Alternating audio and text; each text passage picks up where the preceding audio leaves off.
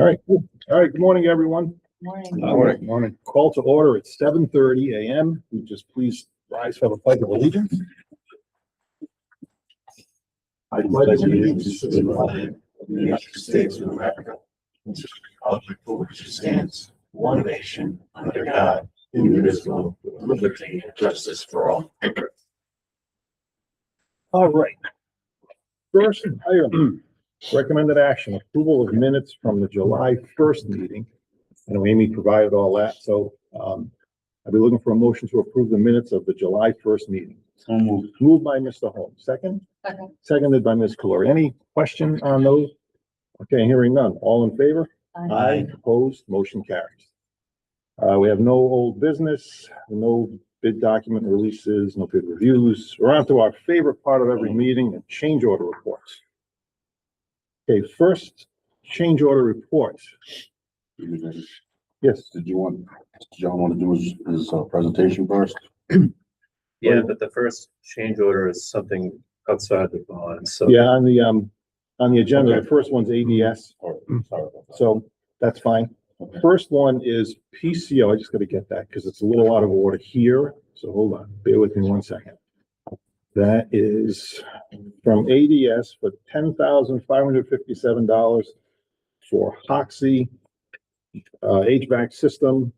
Mr. Oliver, this one would be you, right? Correct. Okay. All right, so that is number.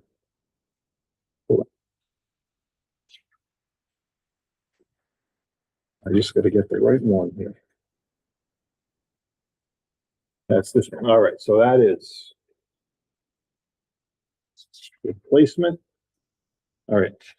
It's, as requested by ADS, provide and replace the node card in the main fire alarm control panel. Correct. So- This is, having trouble finding the password for the fire alarm panel. So, we're gonna have to replace the node card to, reprogram the fire alarm for all the smoke ducts and things of that nature. Where does a password for that typically reside? Is that something that we should have? It would have resided with the fire alarm company that installed the fire alarm, and then it would have passed along to the district, but Okay. there was no record of it. So Is this an old fire alarm? Was this it, one? it was replaced, I think like 5 or 6 years ago by Steve. Okay, yeah, I remember we had to replace a bunch of those. Yeah, and I unfortunately didn't have any documentation on it, so. Okay, all right, and then this. Okay, the fire department obviously has to be involved in this too at some point, right? Yes, sir. All right. Any questions for Mr. Oliver on this one? This is Hoxie, right? I'm assuming you reach out to the vendor to see if. Yes, we did. We reached out to the vendor, our current vendor, and no success. Okay. Right. All right, well, we need a functioning fire alarm, but that can't get by without one of those, okay. So any other questions for Mr. Oliver on that? All right, hearing none, we'll be looking for a motion to approve ADS for $10,557. Moved by, Ms. Diaz, second? Second. Seconded by Mr. McCaffrey, all in favor? Aye, Aye. opposed, motion carries. All right, we're on to the Demio. Okay, John, you want to do? Yeah. Now? Yeah. Okay. Yeah, before we get into the high school project change orders, John, you Just just a want quick few notes about where we're at, right? Because we've got 15 PCOs on the agenda. Obviously, these last few months, we've been pushing our way through the early construction and coordination phase of the project and the resulting changes. A lot of the changes that we have are results of bulletins that were issued dating back as far as last fall. A lot of the PCOs on here are tied to bulletins that were issued early this year, January, March, April. So we're right now, in the phase of processing and working our way through the changes, but we think there's a light at the end of the tunnel. I think this might be a good time to kind of take a step back and think of it or look at it relative to historical benchmarks, how other similar projects compare. And so a good way to do that, I like to refer to the Mass School Building Authority. because they are very good at collecting data and they're very good at making it readily available. So I'm referring to a study they did a few years back, right? They looked at 27 completed or substantially complete new public school projects, about $1.66 billion worth of construction contracts. They want to understand how much contingency is getting used on these projects, right? The typical rule of thumb is 5% for new construction, like we carried, upwards of almost 8% if you're doing like a heavy phase renovation project. This is the breakdown. 27 completed public school projects, and they categorize the changes in 4 major categories: owner requested changes, design errors, differing site conditions, and then third-party regulatory. Those are the average percentages towards the end of the project of each category. And then on the bottom of that, you see a net contract change average. That's not the sum, you'll notice, of those 4 categories. That's net contract changes, which presumably takes into account other contract changes like allowance reconciliations, right? So, which we've had some. So you see a low value, right? A really well-performing school in this study was 0.66% of the GMP. And then the high is just under 7%, right? So that's what we're using to compare our projects against right now. And it's gonna be hard to, frankly, to see this, but you can refer to this in your meeting package if you want to do a deeper dive. But we've separated, or we've allocated or assigned categories or the changes according to the same categories that the MSBA study did, right? Design changes, unforeseen, third party, owner directed, and we stack them up against that benchmark, the MSBA benchmark. And admittedly, this is a progress update, right? We're only 27% complete in Pilgrim, 41% complete for Tollgate. But you can see where we're at as of right now, just on the top in terms of additive change orders, not taking into account things like allowance reconciliations, just additive changes. And then the biggest takeaway, at least that I see, my eyes drawn to Pilgrim, right? So $2.7 million worth of unforeseen conditions and site changes, all to do with that DEM soils issue, right? So if you were to do a straight line projection, assuming that we're going to carry that same velocity of change all throughout the remainder of the project, we'd end up at over 8% of changes relative to the GMP, which is bad.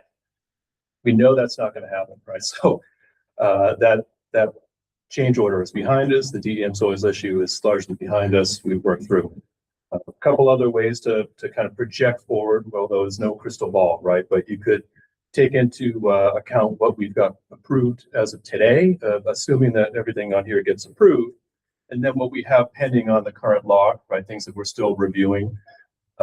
You would end up with a 2.4% total additive change to the contract on Pilgrim's case, and then 1% at Tollgate, right? Which is fantastic. That's probably not realistic either, right? Because the risk of change orders never goes to zero until the end of the job, right? So what's probably more realistic would be bottom that risk-adjusted forecast. If you think of it in terms of 4 major sort of segments or phases of construction, the change rate historically goes down with each major kind of milestone, right?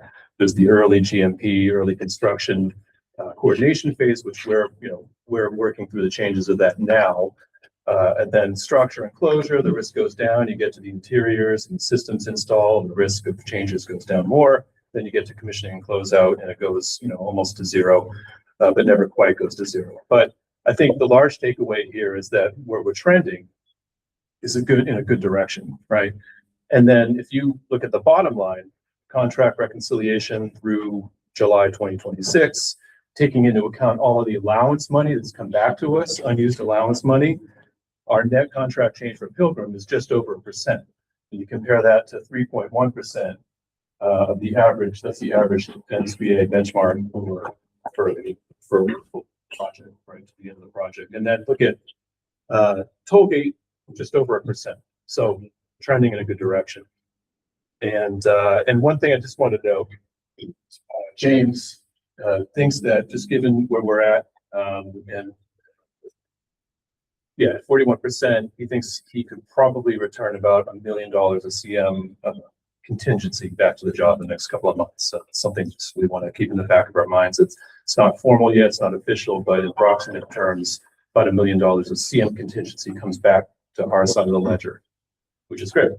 So mention that only just to say that, we, again, in these last 2 months, we've been in this heavy kind of PCO review phase, and admittedly, it's probably a bit disconcerting because we go away for 4 months and you have 15 PCOs on here, but when you take a step back and look from the bigger picture, we're actually trending in a good direction. So with that, Okay, these are the highlights, right? yeah, no, and it's always, John, I appreciate that because you look at change orders and you look at, there's a couple on here, there's 6-figure change orders, so, it's like anything else, the number can spook you, right? But you have to know, we have to know what's behind it.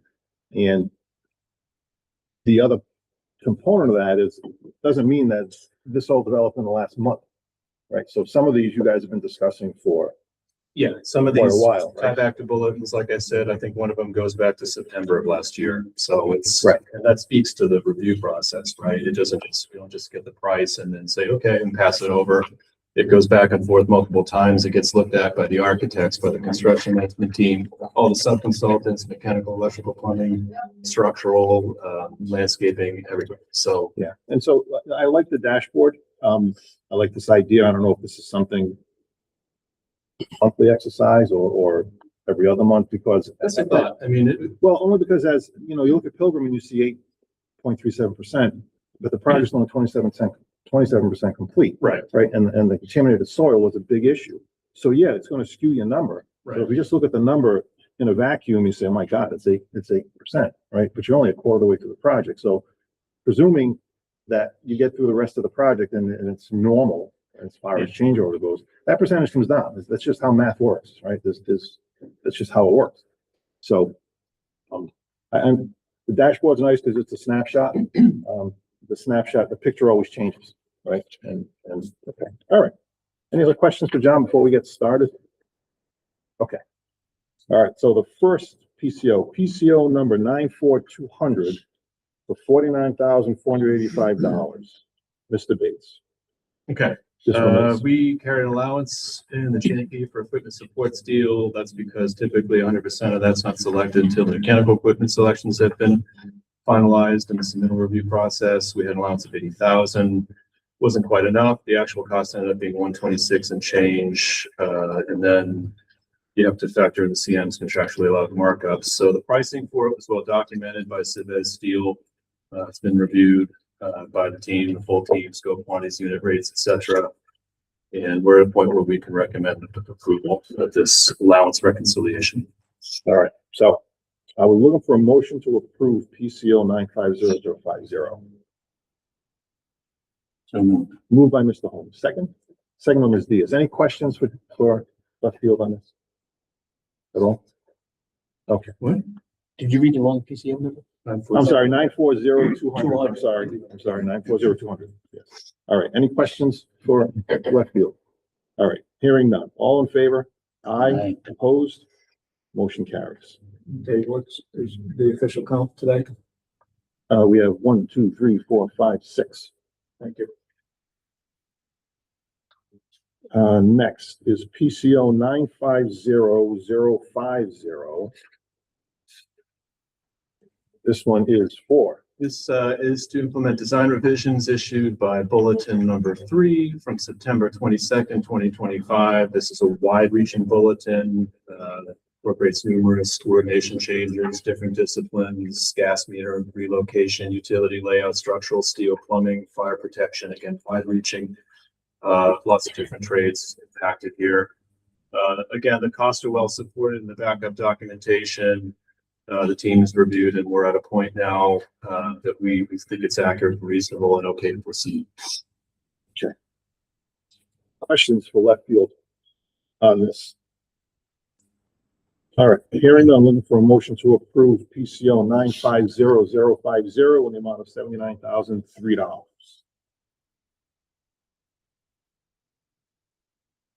Moved by Mr. Holmes. Second? I'll second. Okay, questions? Was there anything in there from Rossi Electric in there? There is, no, Ross is not listed here. All right, sorry. No, I'm sorry, no, they are, I'm Yeah, sorry, so- yes, they are. What's that for? EV parking is probably, Yeah, this says that the EV parking places have been shifted to avoid the sand filter, that is. electrical provisions, for site utilities, revised equipment layouts.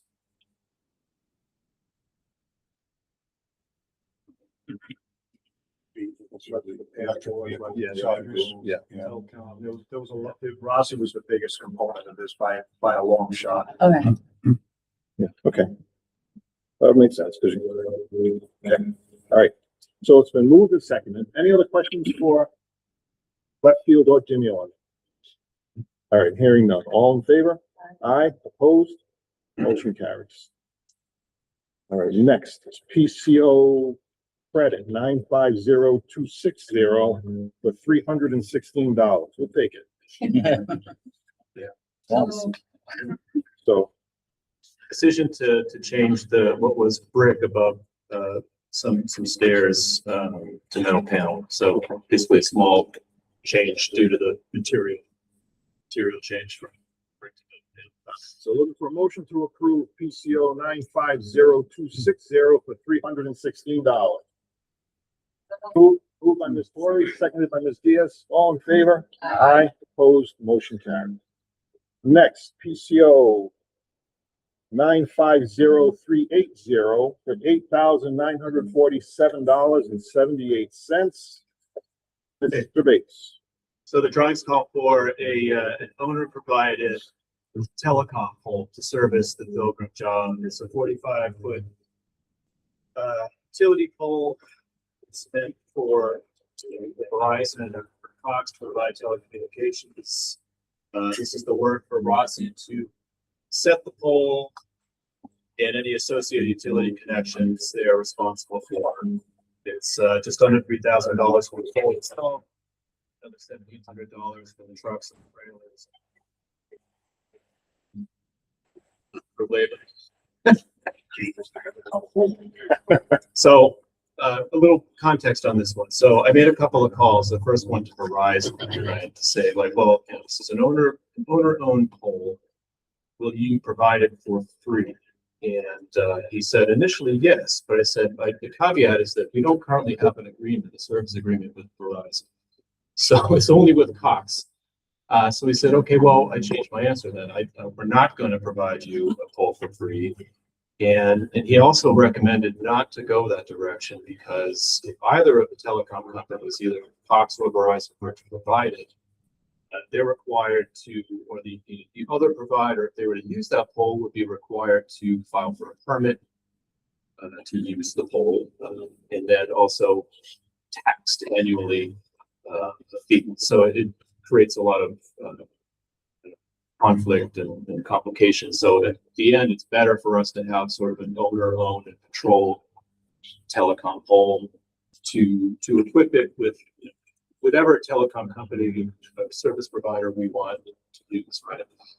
So this ended up being the best route to do it, is to do it ourselves, essentially. Any question? The left field or Dimeo on that. All right, so hearing none, looking for a motion to approve PCO, excuse me, 950380 for $8,947.78. Moved by Ms. Diaz, seconded by Ms. Valori. Further questions? All right, hearing none. All in favor? Aye. Opposed? Motion carries. All right, next we are on a PCO 940070, which is a credit for $526,000, $526,817. So thank you to James and Dinio for some proactive cost management. This is going to reduce our contract value with them. There's 3 GMP allowances for potential management of structurally unsuitable material that we haven't used yet and may not use, but he's going to return 70% of those allowances and hold another 30% for whatever unforeseens are coming for, the duration of the project. So Loading of unsuitable is three different allowances, 47,000, 80,000, 371, total up to what you see there, under 526. So recommending approval. We're not gonna turn that one away. We're gonna set it up. I mean, excuse me, I'll say it again, it's, who'd have thunk that this would Yes. come from Toby, not from Me. Pilgrim. Well, yeah, well, all right, one biased opinion, so, but, okay, I mean, it's good, so we'll take it, all right, so I'm looking for a motion to approve.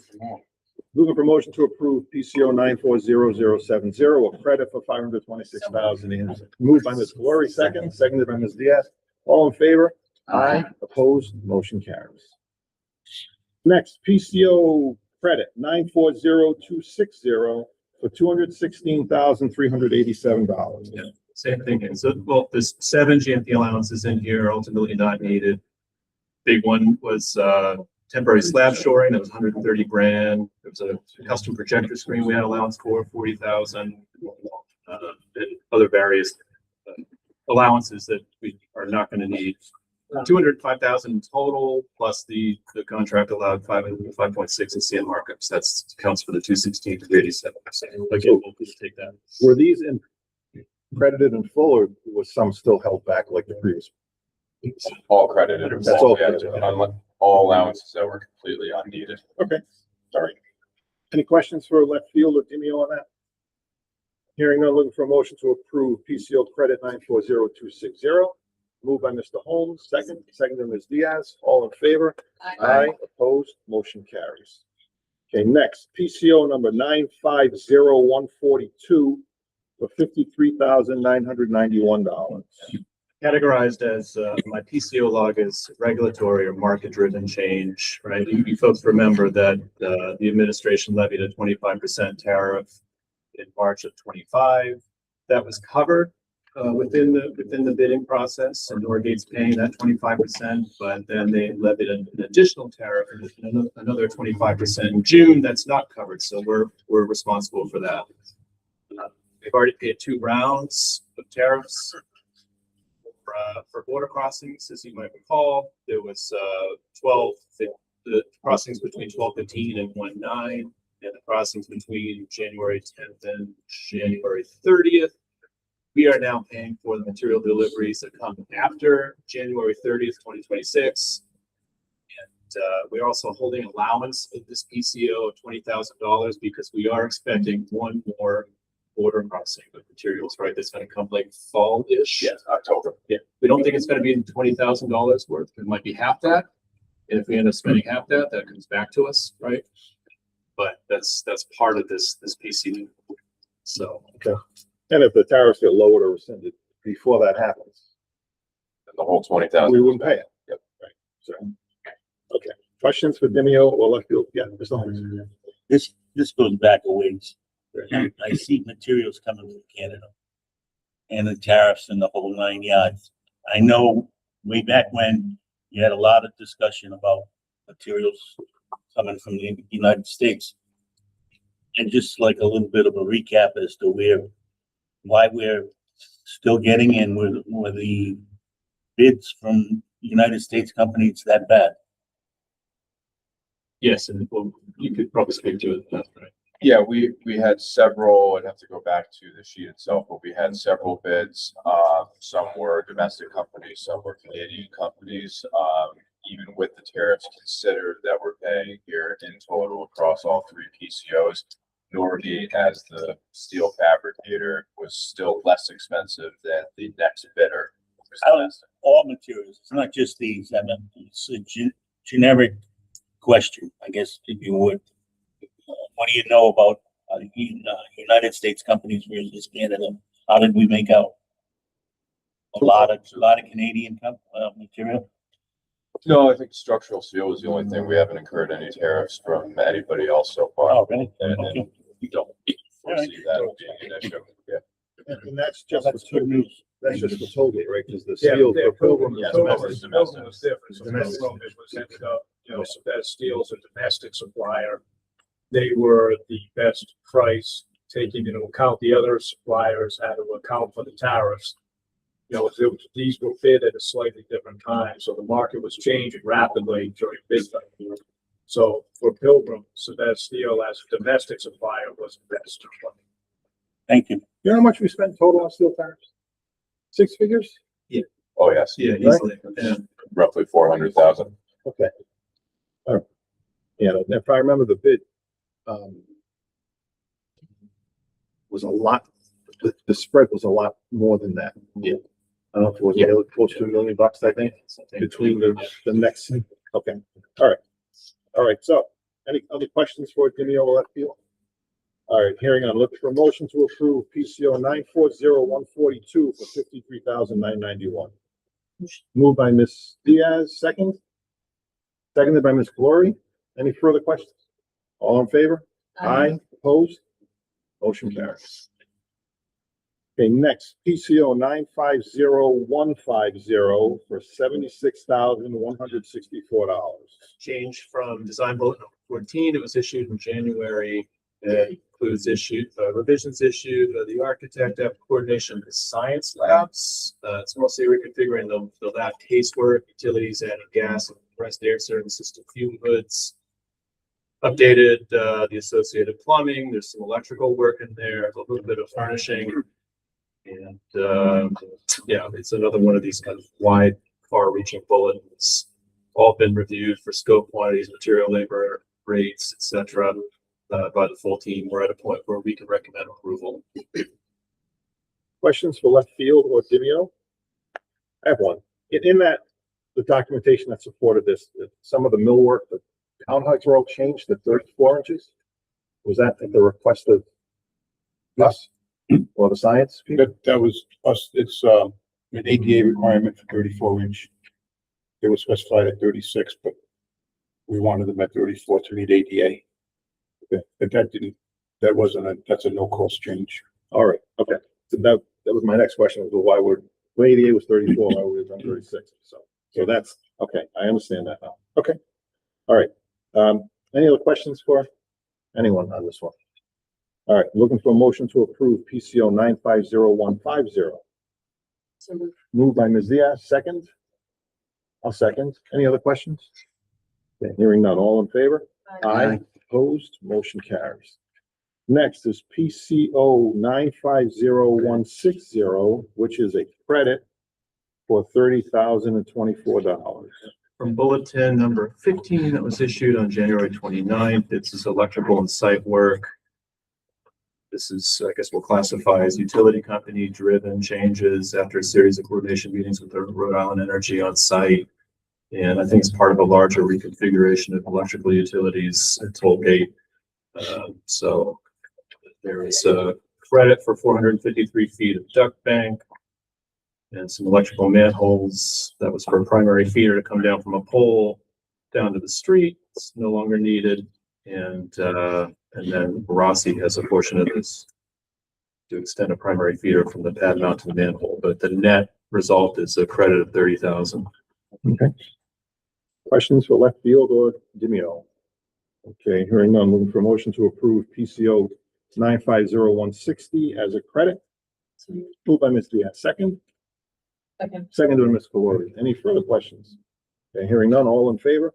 Aye. Opposed, motion carries. Okay, next, PCO 950180 for $235,460. This is a bid. Mr. Bates, or Costs associated with design bulletin number 17 from February 19th. So through the coordination process with the trades and the team, we all reached a consensus that the mechanical room would benefit from a revised layout, provide better clearances for equipment service access over the life of the building as originally drawn. We demonstrated that it would be very difficult to remove and replace some of the equipment in that room if and as needed in the future. So we agreed to a reconfiguration of the space. It also involved moving some parts and pieces in the main electrical and trash recycling rooms. So it's a pretty large rearrangement. This now, as you can see, has been under review for several months. We wanted to verify the accurate scope, quantities, manpower rates. We're at a point now where we think it's accurate and reasonable, and we're putting it forward for approval. questions for Mr. Bates? Hey. Or Demio? Sorry, And that layout wasn't discussed before this? No, well, so in two dimensions, this layout technically works code-wise, right?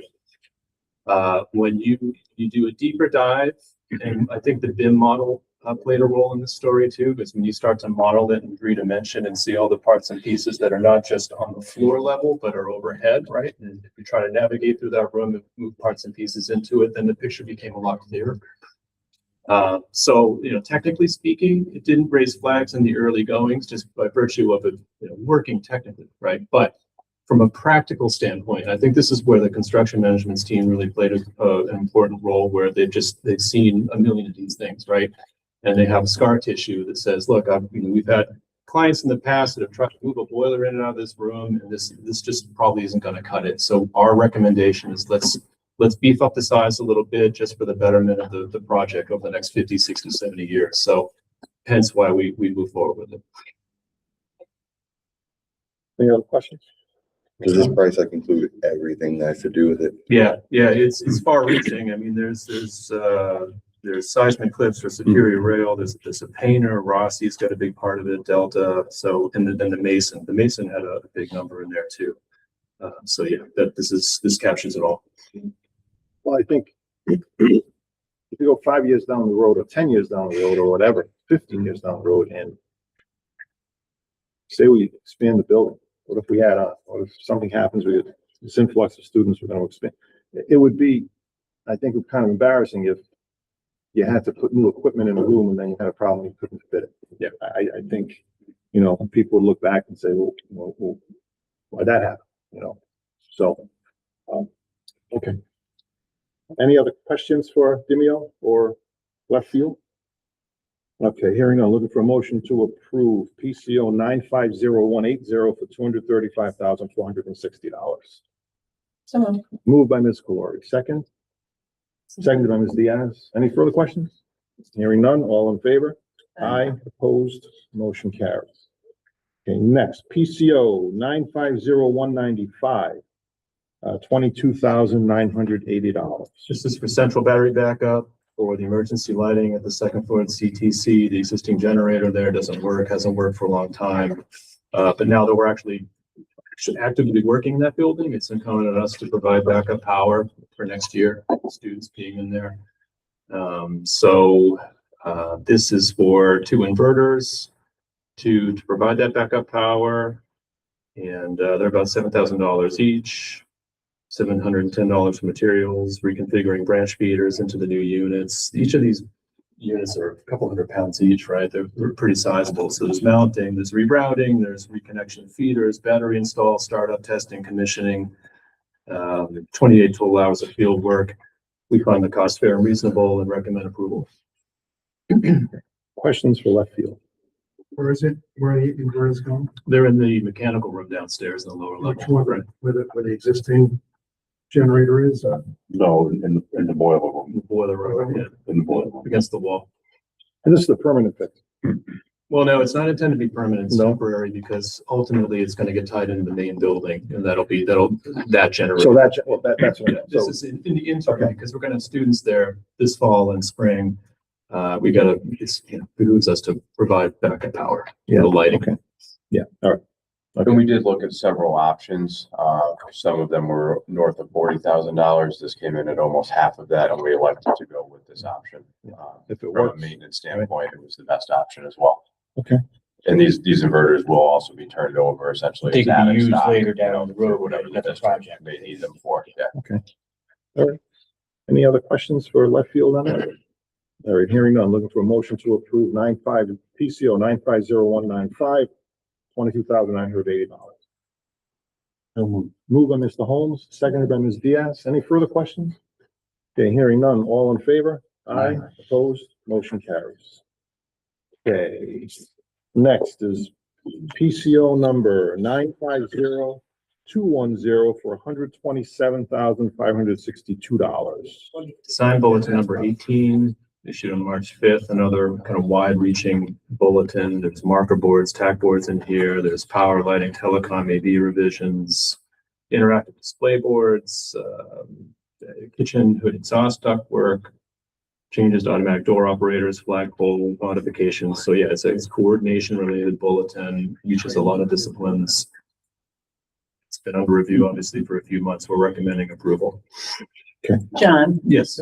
what pray tell does flagpole modifications mean? I don't know. Somebody, Yes, the flagpole, to maintain, we were talking to our, chips consultant about the dock sky. There's a dock sky requirement for RIDE to get points on the scorecard for the CHIPS collaborative. And one of them is called dock sky. So all your lighting on your site has to have either shields or be down lighting and nothing up lighting. One of the flagpoles had a light that was in the ground shining up at the flag. And she told us that we would lose the point if we kept that type of flag with that light on it. So we had to change it and put a flagpole in that has a light at the top shining down. So that's the change for that particular item. It may seem picayune, but you're just moving a light from the bottom to the top. And how much is, It's a completely different flagpole. It's all one unit. So, all right. yeah, Learn we something said the every same day. thing. Like we said the same thing. Why would it cost more money to get a different type of flagpole? Right. But that's the price. Okay. So I just How found do you that. change the bulb? it's not a large portion of the bulletin. How do you change the bulb, if it's the top of the pole? When it burns out? it's probably an LED that has a life of like 13 years or whatever it is, but you'd have to get on it, obviously, to change it. Yeah. Well, you have to hire someone with climbing skills. It's the same thing as if you had a light pole in the parking lot, you know, same thing. You'd have to get a lift up there to change the bulb. All right. You know, And all those points count too. but there is a lift in the, FF&E package for the school, so they'll have a lift. All right. It's the cost of sustainability.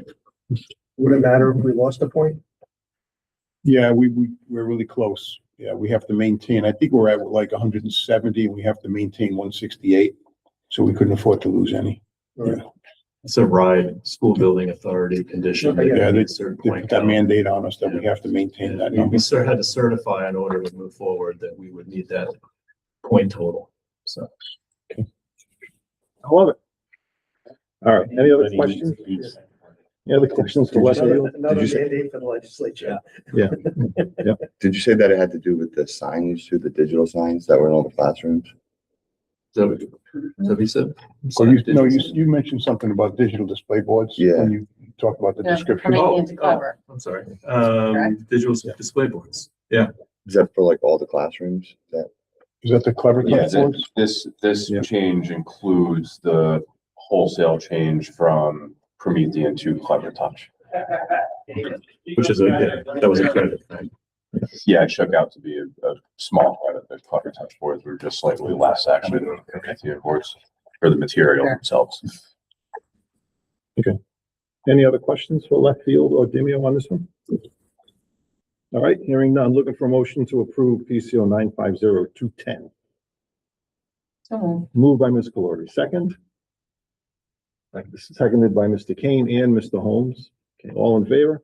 Aye. Opposed? Motion carries. Getting a little smaller. Oh, not really. Okay.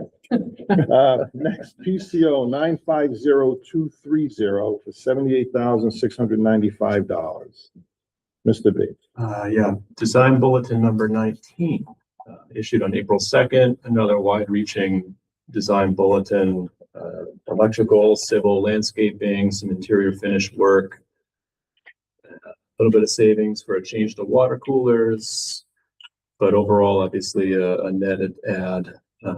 There's some updated sewer routing in this as a result of an RFI. I'm just listing a whole bunch of different scopes that are in here. There's some removal and disposal of some trees in the CTC parking lot that were conflicting with some proposed light pole locations. And then we're gonna have to replace those trees somewhere else. And added receptacles to the learning stair. That's Rossi, of course. Light fixture changes per submittal reviews. Updated electrical for gym bleachers, motorized shades, projection screen controllers. So a whole variety of different updates. We added a wall with some FRP in the kitchen. That's a small cost that's included in here. So it gives you a sense of just kind of how wide reaching these bulletins are. Questions for left field or Dimeo on this? All right, hearing none, looking for a motion to approve PCO 950230 for 78,695. Moved by Ms. Diaz, second by Ms. Calori. Any further questions? Okay, hearing none, all in favor? Aye. Opposed, motion carries. Okay, next, PCO 950240 for $179,930. For design bullet number 20 from April 22nd. So this is for that electrical service reconfiguration, and it's to accommodate that. I think we talked about this last month, right? The new utility transformer. There's a lot of coordination with Rhode Island Energy about the right location for that. And it's different than what was originally designed. We're having to defer to the utility company here. So there's a lot of work in here. There's protective bollards, a transformer pad, a new service disconnect. There's also $10,000 for overtime for Rhode Island Energy's crew to work. Was that 2 Saturdays ago? Yeah. To do basically the infrastructural overhaul to deliver the new power demand to the whole site. So there's a crew of, I don't know, I forget how many guys it was. It was a substantial crew that was there that whole Saturday doing the work. So that's included in this. Happy to take questions, but that's, The overtime was because otherwise Oh. it would have taken a, we would have had to shut the job down Right. for at least a day. We couldn't Yeah. afford to lose a day of work. Right. Because of their activity. So this, saved the job. yeah, I remember Paying that. $10,000, it saved a lot more in delay of work. Okay, questions for Dimeo or left field? All right, So Mr. Humphrey. this came up like months ago, right? Yes, yeah. Was it last Yeah, I 2 think meetings ago? It was 2 months ago, I believe, we had the first PCO in the series, and that was specifically to release the long lead disconnect switch that was associated with this work because we needed to procure that material to install this summer. And then it was noted that this was going to be forthcoming. So we've been working through and vetting out this cost of work over the last couple of months before we put it forward on the table today. I want to say the coordination discussion started last year, right? Trying to sort of strategize big picture on the logistics and where things shouldn't want to go. So, This long. came up a few years ago. oh wow. This is the transformer that was supposed to be replaced by National Grid because it was leaking. And they never replaced it. They kept putting it off. And then Rhode Island Energy took over. And Rhode Island Energy will not put it back in the same spot that it was before. They have different regulations, and now that's what's causing all of this. Now they got to put it near the street. They've got to, trench. They got to do all kinds of different connections, over and above just plopping it where it was before and connecting it to the building. So that's what caused this whole issue. It wasn't a transformer that was in the project. It was going to be done because it was owned by National Grid. They were going to replace it for free, but now here we are. Rhode Island Energy took over and they have completely different regulations. We tried to get them to put it in the same spot that they were going to put it before, but they said, no, we need it over here. We want it near the street. We want bollards around. So it's been going around and around for a long time. And unfortunately, price went up before, the National Grid, they were probably going to come in and do it practically for nothing. But My company talked about this internally yesterday about making sure that to allocate a healthy budget for utility infrastructure in your project budgets. I mean, we're spending a good amount of money on the owner's side, and these infrastructural updates significant. We're the only game in town. Yeah. So, What do we have, like $200,000 for this? No, 350. 350? Yeah, that's for temp and permanent service. Yeah.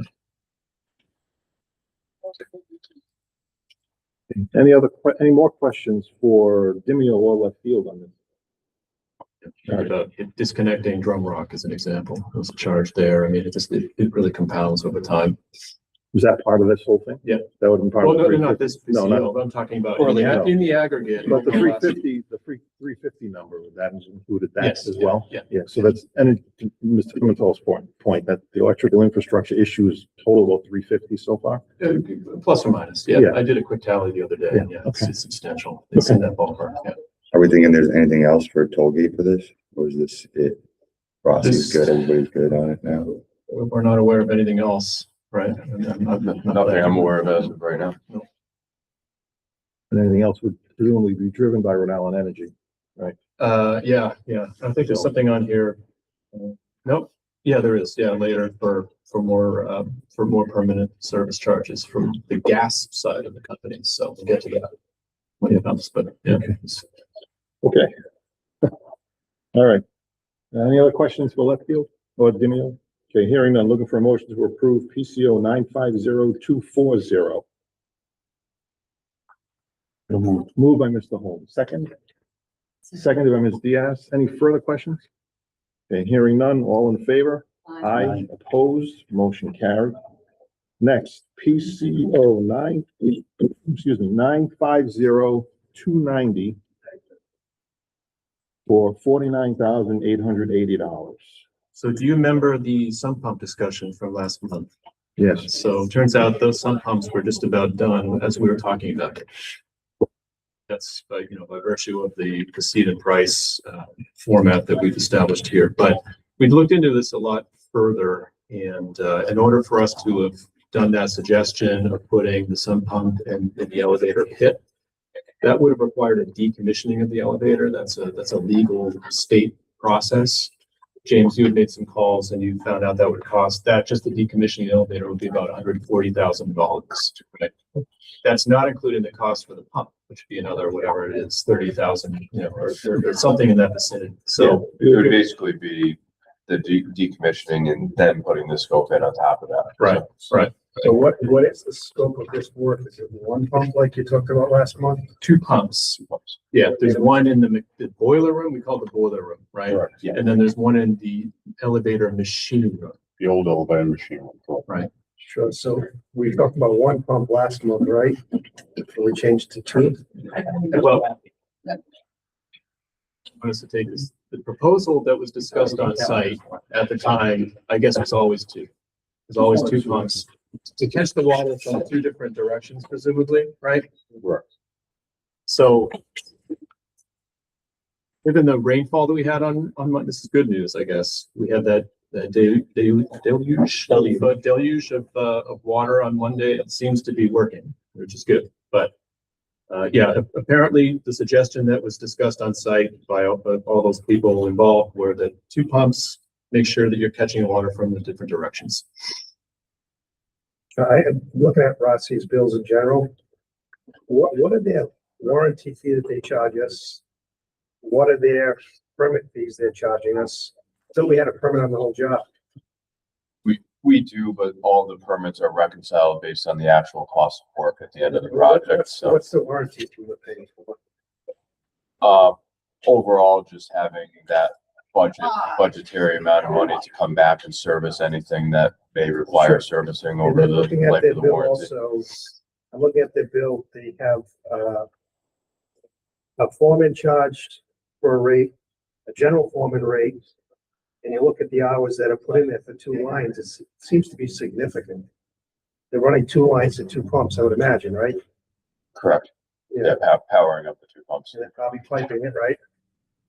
But there's significant hours here for this project, Um, for 2 lines.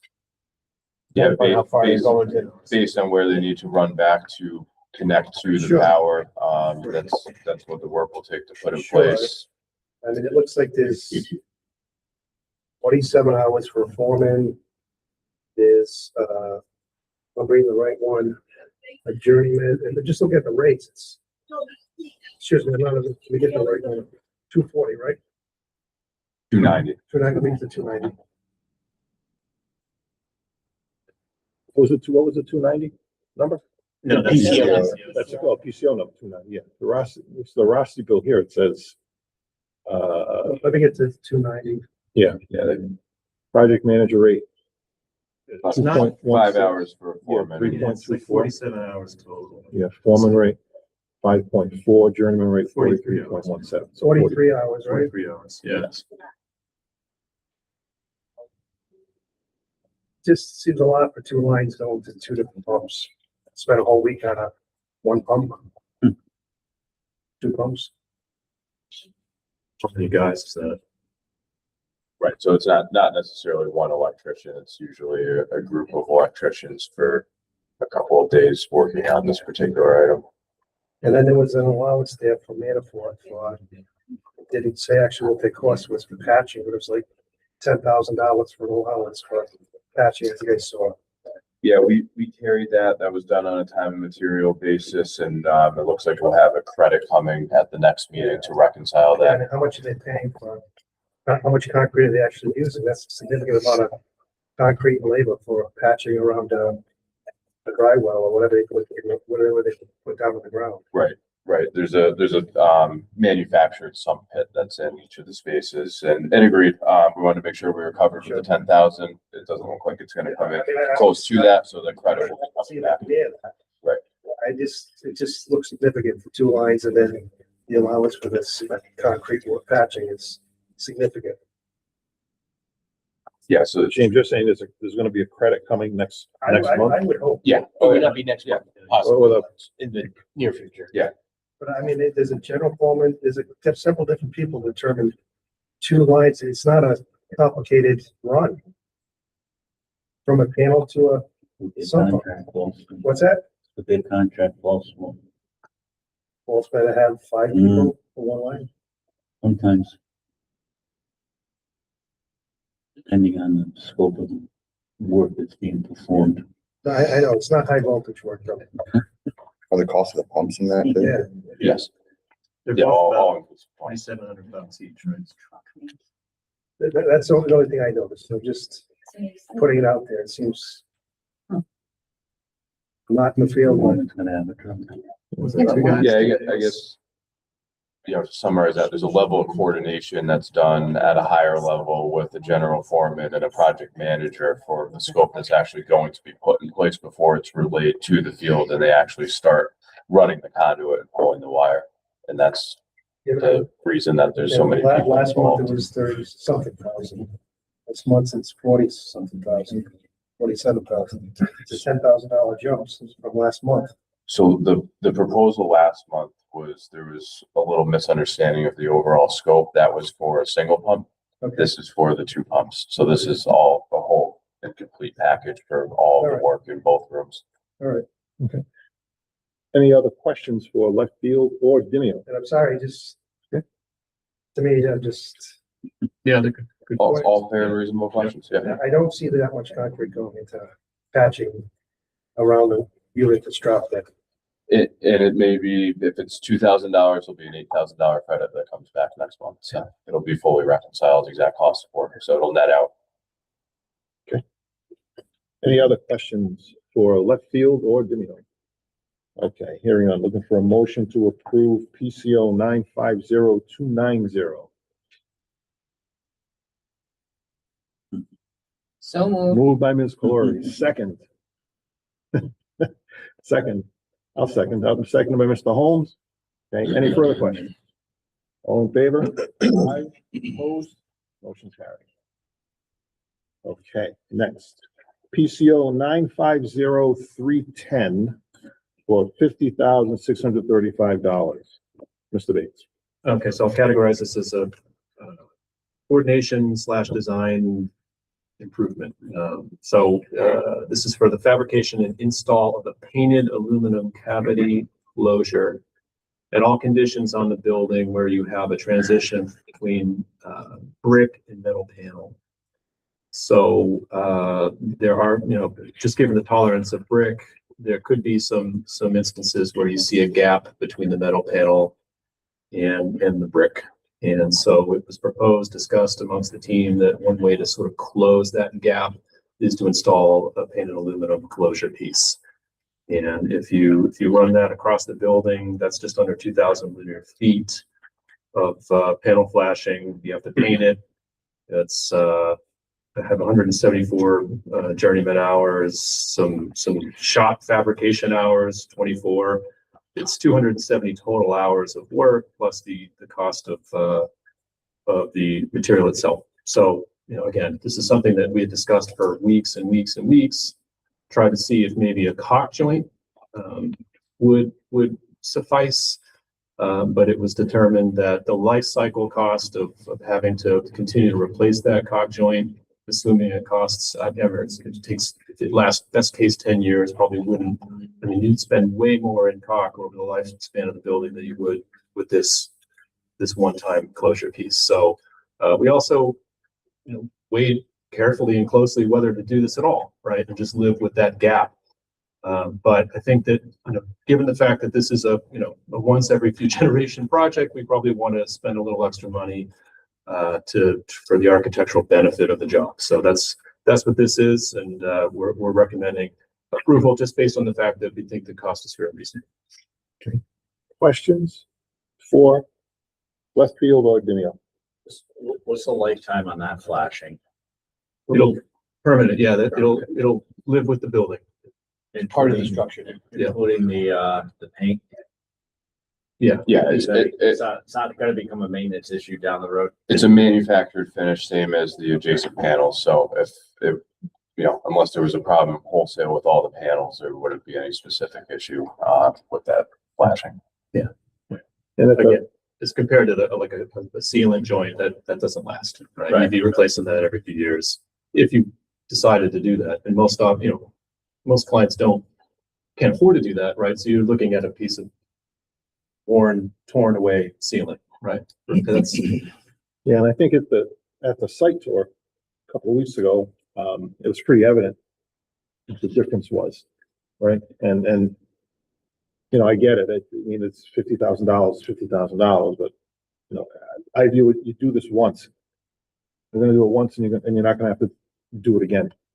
And it was maybe an example of the benefit of doing a mock-up, like an in the field mock-up where you can actually see the built condition as opposed to just looking at it in 2 dimensions. I think that helped kind of inform the decision because we literally Some of that had, gap was pretty, yeah, we mocked up pretty substantial. each condition, right? And some of you, I think, saw it when you visited the site. You could say, okay, this is if we don't do anything, this is if we do a caulk joint, this is if we do the metal panel, the metal closure piece. A silly question, that metal be aluminum? Right, because. Yeah. Otherwise, anything else would rust, right? Yeah. Okay, any other questions for Demio or left field? Okay, hearing none, looking for a motion to approve PCO 950310. Moved by Ms. Diaz, second by Ms. Calori. Any further questions?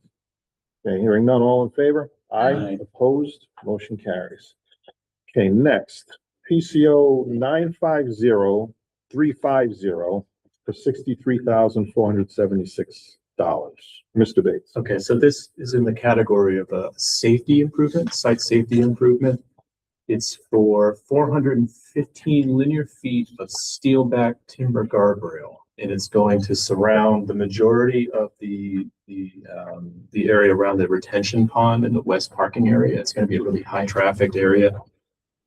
So it's something that we think it's not technically required, right? But it's probably a good idea just because of, by virtue of it being highly trafficked, if someone were just to not see that there's a ditch in front of them, their vehicle would go into it. So again, just an improvement for the betterment of the overall life of the job. And the cost is fair and reasonable. It also, we deliberated on whether to do a less expensive type of guardrail there. But we already have areas on the job that have this timber back, more aesthetically pleasing timber back to guardrail. So it makes sense to match that condition, especially in this really prominent location, right? This will be one of the first things that you see when you're pulling in to the new school. So it made sense to go with the aesthetically more pleasing guardrail. The alternative would be just metal, right? Like a highway guardrail. Yeah, highway, right. And I don't think that's the first thing you want to see when you pull up there, so. Yeah, and especially when the rest of the site has the timber and steel. So, and putting nothing there, I mean, gee, we did Sherman, we had to put a guardrail at the parking lot because there was a retention pond there, right? So And it's not, I don't think it's a question of need. It may not be required, but you know, there's a risk there. All you need is one knucklehead to not pay attention and car in the ditch. Somebody would say, well, Makes a nice why didn't you picture. put a guardrail there? And, Right. and, you know, we're not actively looking for ways to spend additional money, but we are looking for ways to, you know, make relatively small improvements, again, for the life of the job. So this is one of those examples, kind of like the previous one, where we think that over the long haul, it's a good investment. Okay. Any other questions for Demio or left field? All right, hearing none, looking for a motion to approve PCO 950350. Moved by Ms. Diaz, second? I'll second. Any further questions? Okay, hearing none, all in favor? Aye, opposed? Motion carries.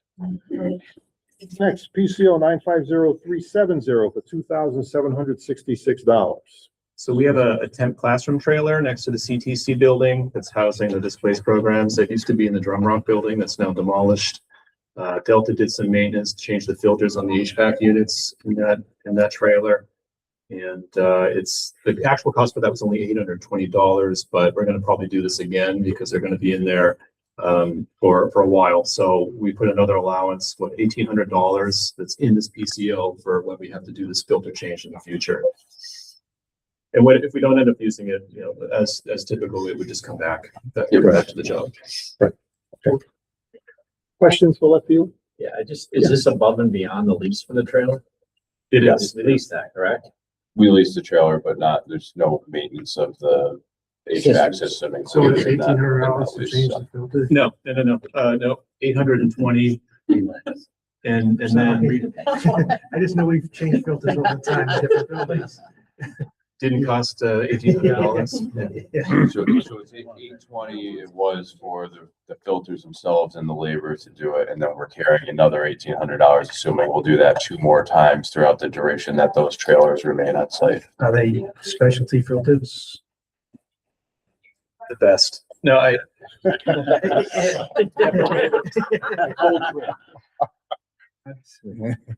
just know we buy bulk filters all the time and yeah, I mean, if you're gonna, well, and then who installs them? Your maintenance crew, I assume, right? So but even if you had an outside party, you'd give charging an hourly rate. What is it, a 2-hour job tops? no, this is a Or is it unique? PLA job. So we're paying PLA rates. Well, okay. Any, interns, yeah. All right. Any other questions for left field on this one? All right, hearing none. Looking for a motion to approve PCO 950370. Moved by Ms. Glory. Second? I'll second. Okay, any further questions? Okay, hearing none. All in favor? Aye. Opposed? Motion carries. Okay. Last one for Demio. Okay, PCO 950410 for $12,518. Okay, this is I'm categorizing as an unforeseen site issue, right? So they're running a new water line to the hot box. Contractor discovered the existing sanitary force main was a lot higher than they reasonably could have inferred just based on the existing conditions documents.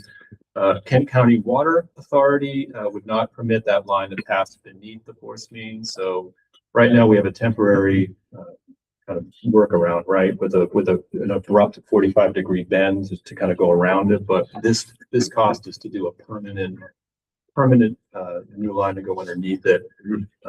So it's all Manafort, correct? Just over $6,000 for labor, operators, and foremen. Cost in there for excavator and truck.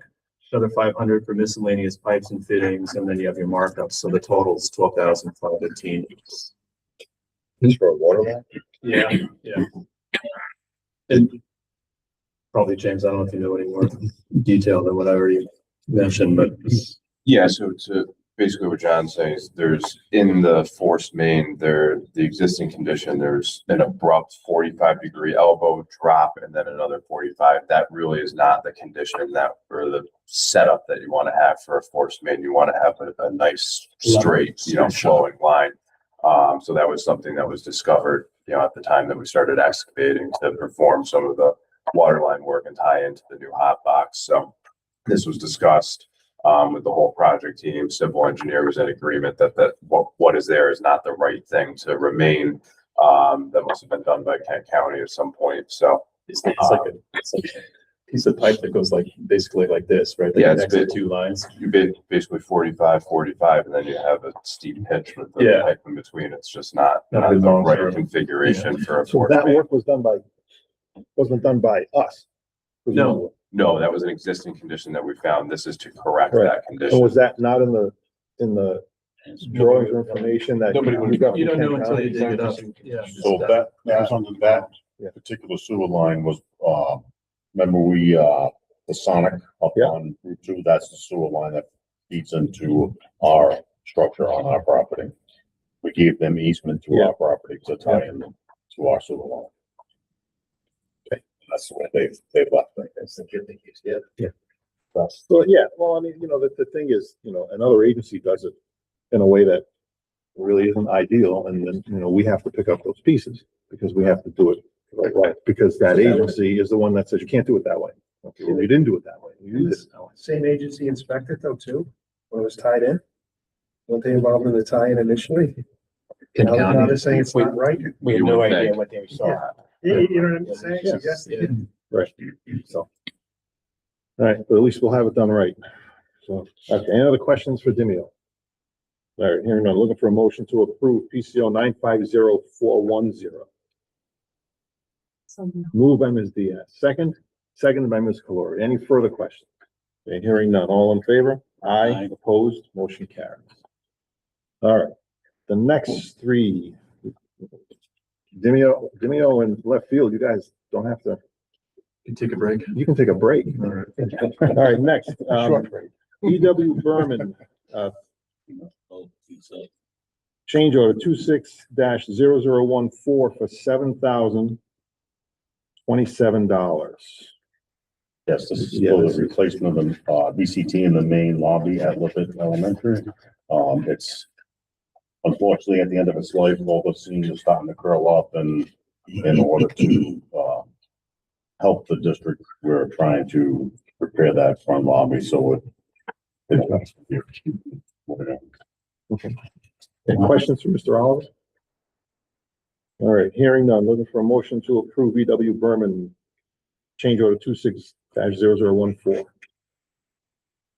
Moved by Mr. Holmes, seconded by Ms. Diaz. Any other questions for Mr. Oliver? we're fixing floor tile, why are we classifying it door hardware? Oh, the project, The that's project, the the project, building it's the envelope. building envelope project. Yeah. And that's where the funds will come out. Yeah. Okay, any further questions? Okay, hearing none, all in favor? Aye, opposed, motion carries. Next, change order 26-0014, number 2, for $3,912. Threshold, Mr. Yes, Oliver. this is for, unforeseen conditions. The door frames that were original to the building, were embedded in the threshold area. So when they had to take the door frame out, just made a significant amount of, repair needed to fix the thresholds. So that's what this is for. Any questions for Mr. Oliver on that? Okay, hearing none, looking for motion to approve E.W. Berman for $3,912. Moved by Mr. Holmes, second by Ms. Diaz. Any further questions? Hearing none, all in favor? Aye, opposed, motion carries. Okay, last, E.W. Berman, change order 26-0014, number 3 for $2,644. Mr. Oliver. Yeah, this is for, repair of, existing emergency signage and, lights on the outside of the building.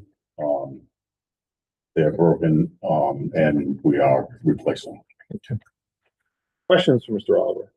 Are we just replacing stuff, or is this new additional lights in different places? I think there was one additional light. Okay. Yes. All right, any other questions for Mr. Oliver? Hearing none, looking for motion to approve E.W. Berman for $2,644.42. So moved. Moved by Ms. Diaz, seconded by Mr. Holmes. All in favor? Aye, opposed, motion carries. Okay. At some point, Mr. Oliver, on the, I forget, I'll deal with that later. It comes a little later. Okay. All right, next, Sakosha and Associates, Tollgate change order number 8, $10,000. Who's this one for? Is this for Mr. Oliver or for? Well, I can explain. This is the tollgate project, obviously, but this cost is, it's not actually to us. And we didn't put a mock-up on it, but this is a cost for the structural engineer to make modifications to the pre-engineered metal building for the marine welding, building.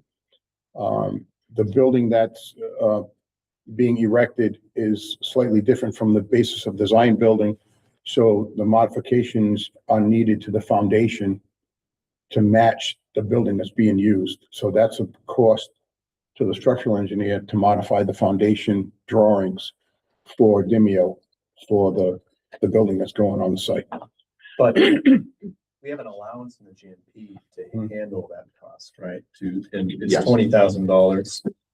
So it won't be a net addition to the project cost, if you will. So good foresight on Demio's part to include that in the GMP. So if we don't end up using that 10 grand in coordination, presumably we could potentially get 10 grand back. The other 10 will come back, right? Because there's a $20,000 allowance, so $10,000 coming back. Right? Yeah. So no net, I mean, when it all shakes out, there's not gonna be a net add to the project, which is good. Okay. Potentially a 10 grand credit to the project. Yeah, okay. All right. Okay, any other questions for Sakosha on that? All right, hearing none, looking for a motion to approve Sakosha and Associates for $10,000. Moved by Mr. Kane, seconded by Ms. Calori. Any further questions? Hearing none, all in favor? Aye, opposed, motion carries.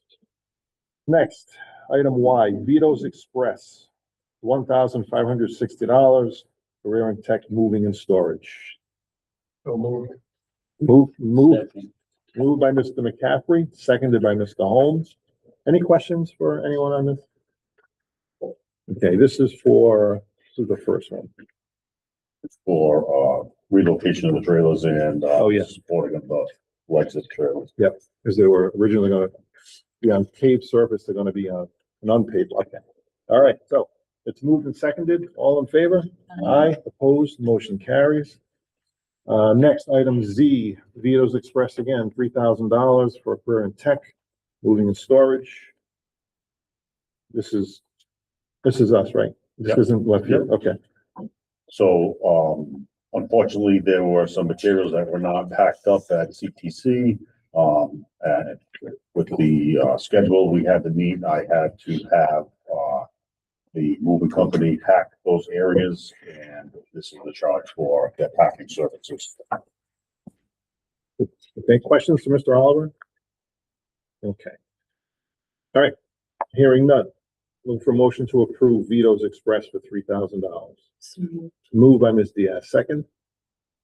Seconded by Mr. Kane and Ms. Glory. So, question though, you said the schedule impacted this, so, So what happened was, some of the instructional spaces were not packed up. And in order to, complete the work, the area had to be cleared out, and so we had to have Yeah. movers pack, Okay. the materials and. Okay. All right, so it's been moved, it's been seconded, all in favor? Aye. Opposed? Motion carried. Okay, now we're on to consent payments. Items 5A through E for AAA mobile warehousing, totaling $579. For motion to approve. So moved. Moved by Mr. Holmes, seconded by Ms. Calori. Any questions on it? Hearing none, all in favor? Aye, opposed, motion carried. Okay, next. We do these one at a time? Or? This is ADS Construction. Yeah, there's two different projects. So ADS Construction, item F, invoice number one for $195,259.20 for the Hoxie Mechanical renovation. So was this, Mr. Al, this is the first billing on that Yes, project? yes, Okay, everything so far has been going. going very Time- well. Timeline, we're okay? He has really hit it out of the park. Anthony Pasquale has done an amazing job. Okay. All right, so looking for a motion to approve ADS payment number one. So moved by Ms. Diaz, second. I'll second. All in favor? Aye. Opposed? Motion carries. Next, item G, ADS invoice application number two for $880,187.35. The big one. Yeah. So, This is for the consent payment for his, yeah, 1 second, please. You know, all the percentages look good on what's complete. The pricing seems correct. It's just a regular consent payment on what work has been completed and what he has out the door for material. and they're expected to be finished before the school year opens, right? Correct. I'm actually gonna start getting parts of the building back, on the 11th. Yeah, so that's why that's a big number, because that encompasses most of that. Right. Most of that He's work. very far along in the project. Correct. Okay, all right. Any questions for Mr. Oliver? All right, hearing none, looking for motion to approve ADS invoice application number two. I'll move. Moved by Mr. Holmes, second. I'll second. All in favor? Aye. Aye, opposed, motion carries. Next, ADS, invoice application number one, $15,865 for the Welk envelope. Yep, this is for, the building envelope project that, this is all his consent payment for the first consent payment for the project. Just want to see which one this goes for. 15,000. 865. Yeah. That's two. Application. Yeah, show me something. Yeah, it's this one. Mhm. Welk doors, okay. Want to look. Okay, all right. Just wanted to see what that encompassed. Okay, all right. Any other questions for Mr. Oliver? Okay, hearing none, looking for a motion to approve ADS invoice number one for Welk envelope. Moved by Ms. Diaz. Second? Second by Ms. Calori. Any further questions? And hearing none, all in favor? Aye. Opposed, motion carried. Next, ADS invoice application number two for the Welk envelope project, $99,275. Moved by Mr. Holmes, second. Seconded by Ms. Diaz. Mr. Oliver, this is the, Second application, all the doors are in, we're just waiting on some glass. Should have all that by the end of next week, done. okay. Any other questions for Mr. Oliver? Okay, hearing none, looking for motions. I'm sorry. It's been moved and seconded. I'll call the vote. All in favor? Aye. Opposed? Motion carried. Okay, next, item J, Columbus Doors, $150 for the Welk envelope.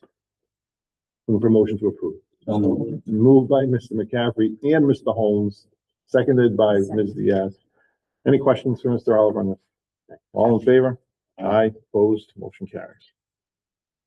Next, Dimeo Construction, Again? application number 24 for the Pilgrim High School project, $5,329,648.52. 52 cents? Yeah. That's, So, we gotta have that. So what's that for? It's for site work, right? Manafort, Marguerite Concrete, Civez Steel, they got miscellaneous metals on there, the roofing. Contractor is on site installing roof as we speak, fireproofing windows, metal studs and drywall. So, 27% complete through construction as of this billing. And we're recommending approval. questions for left field or Dimeo? Okay, hearing none, looking for a motion to approve Dimeo. Moved by Ms. Diaz, seconded by Mr. Holmes? Seconded by Mr. Holmes. All in favor? Aye. Opposed? Motion carried. Next, Dimeo Construction, Application 24 on the Tollgate High School project, $7,697,227. So they're about 4 months ahead, right? So a little more going on there. It's landscaping, site work, concrete, waterproofing. Got some millwork on there. Let's see, doors and windows, painting, flooring. I think that's attributed to the CTC work that's ongoing. So we recommend approval. How far along? 41%? 41%. All right, any questions for left field? Vladimir? Okay, hearing none. So We didn't move this. Moved by Ms. Calori. Second by Ms. Diaz. All in favor? Aye. Opposed? Motion carries. Next, E.W. Berman, invoice number 3539-02, $171,356.25 to the Lippert Building Envelope Project. This is Mr. Oliver. Yes, this payment is for the, project with it, all the exterior doors there being replaced. So this is, definitely payment for. And that project is on time as well? There shouldn't be any issues with that? Everything this summer is on time and on, We're pretty much on budget too? other than these unforeseen, Yeah, change orders that we put through today. all right. For next month, if we can we just, on the elementary building envelope projects, just like where we are right now, like what we've spent, what we've had for change orders? So we can see how we're trending on those projects? Yeah. All right, so looking for a motion to approve E.W. Berman. Moved by Ms. Diaz, second? I'll second. All in favor? Aye. Opposed, motion carried. Next two, and I'm gonna take these two together. Items N and O for FINA Inc., totaling $58,689.63. It's for Pilgrim and Tollgate. Mr. Bates. Yeah, both June invoices for our third-party construction testing agency, FINA. What are they doing? They're doing steel inspections, rebar inspections, fireproofing inspections, concrete testing. At the Tollgate High School, we have a lot of structural CMU work, so they're testing the compression strength of the grout there. And we recommend payment. Okay. Well, they also, are they the ones who do Skidmore Skidmore, testing? they review the Skidmore tests. Yeah, Right. yeah, and they issued the certification, the report certification that the testing's been completed. Any questions for left field on that? We've been pleased with them.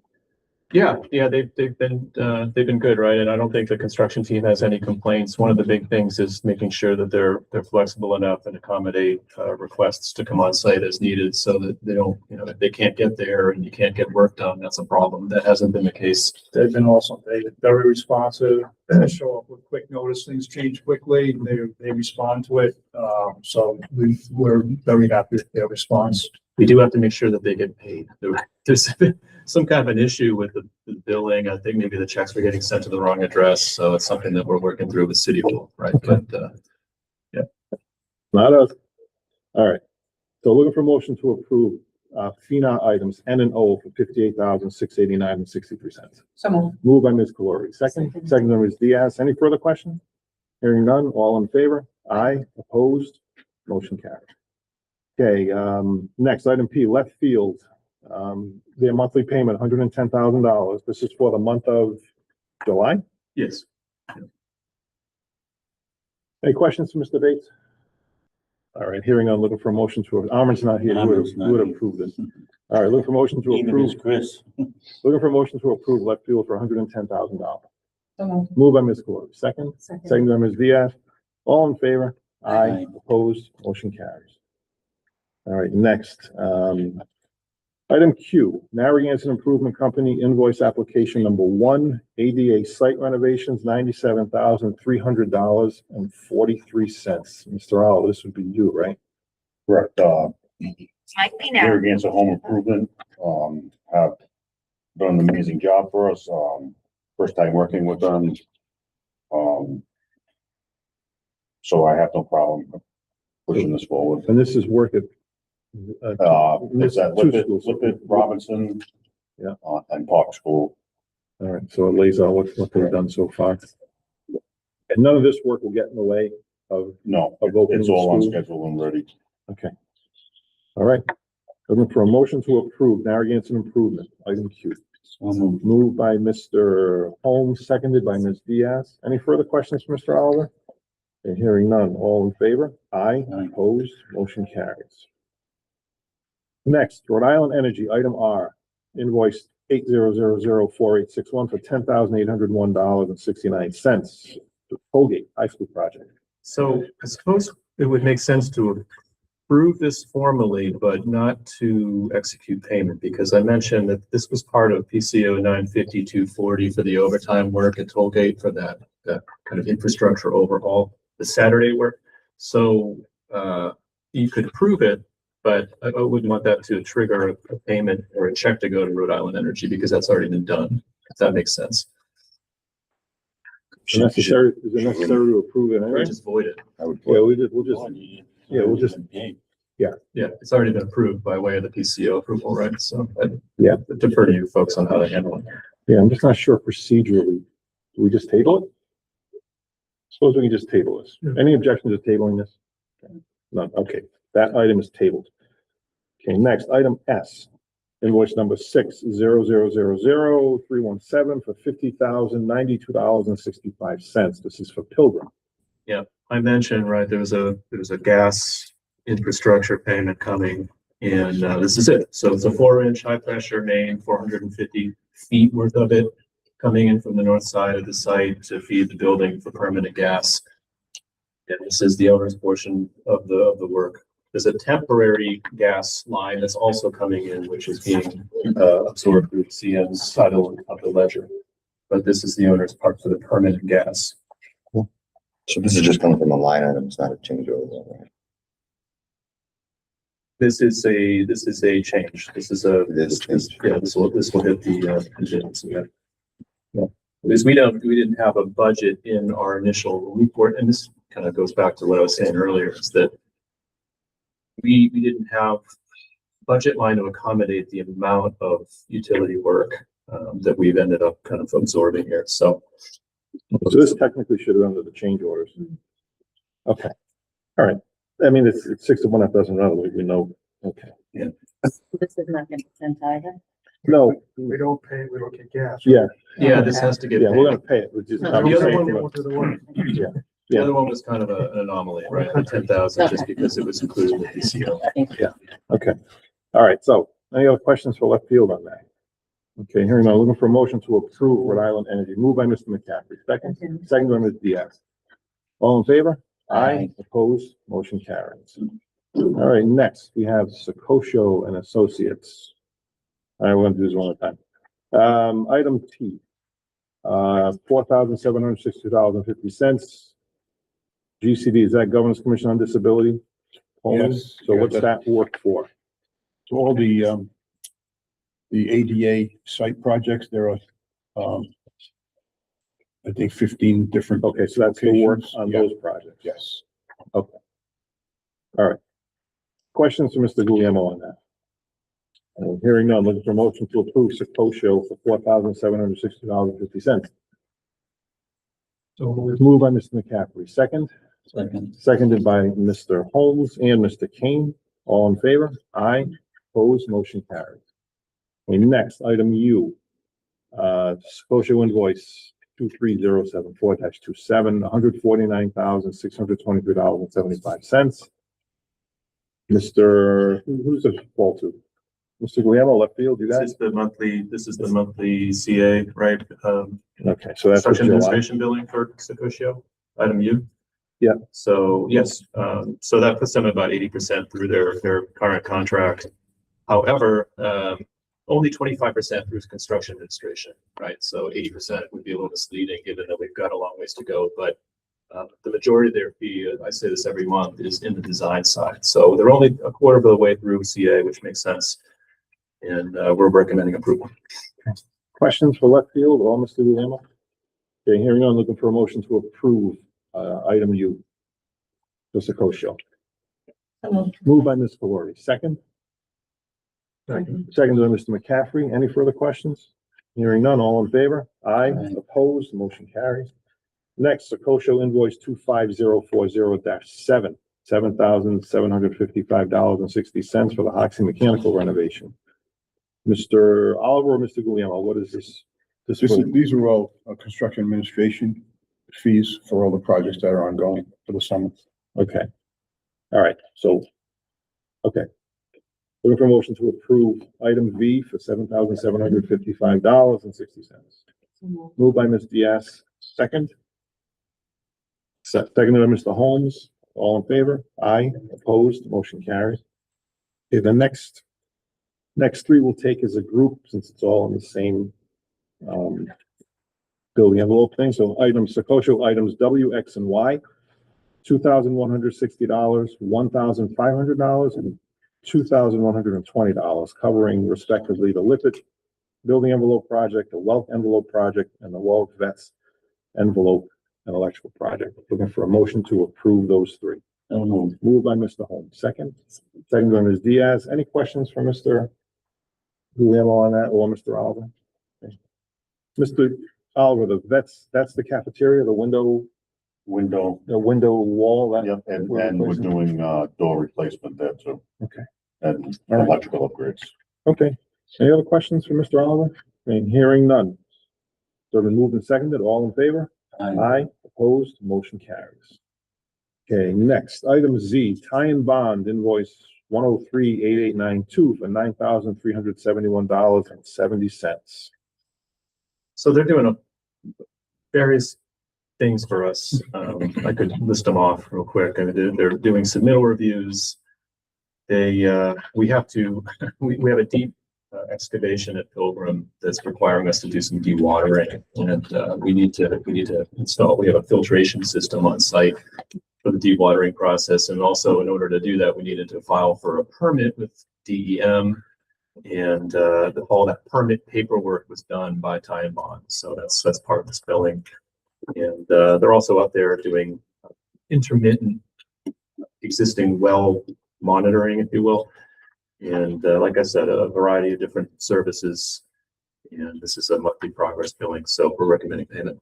Okay, questions for Mr. Bates or left field or Dimmy or anybody? All right, hearing none, looking for a motion to approve tie and bond item Z for $9,371.70.